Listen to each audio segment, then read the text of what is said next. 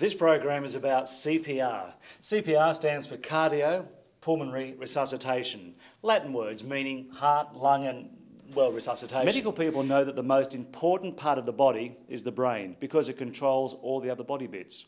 And therefore, if someone is to be successfully revived, the brain has to be given priority treatment. It's been known for a long time that oxygen is needed to keep the brain alive, and that oxygen is supplied to the brain by blood. It's also well known that oxygen comes from the air we breathe and is absorbed into blood via the lungs. To make sure the blood is carrying enough oxygen, we need to blow air into the patient's lungs. Once this air gets down there, the lungs will automatically absorb the oxygen and put it into the blood. Then, because the patient's heart has stopped, we need to push down on the heart to pump it so it moves the blood, now full of oxygen, up to the brain. Now is the time to send for help. Call an ambulance, or better still, get someone else to call and ask them to tell you once they've made the call. Also, get someone to bring a defibrillator if there's one nearby. You start by pushing on his chest to pump the oxygen-carrying blood to his brain.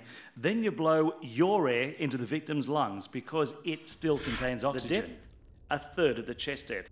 After 30 compressions, give two breaths. Babies up to 12 months, you only use 2 fingers to do the compressions, and you might have to put your mouth over the baby's nose and mouth to give the breath. Begin by exposing patient's bare chest and torso. Remove or cut clothing if needed. When patient's chest and torso are exposed, remove square foil package from lid of AED. Firmly place the pad without the liner on the patient exactly as illustrated. Well, I hope we've demonstrated just how easy it is to do CPR. It's basically push and blow. But let me go through it one last time. And it is sometimes easier to remember the sequence by remembering the letters DRS ABCD. So if you find an unconscious person, make sure there's no danger to you or anyone else.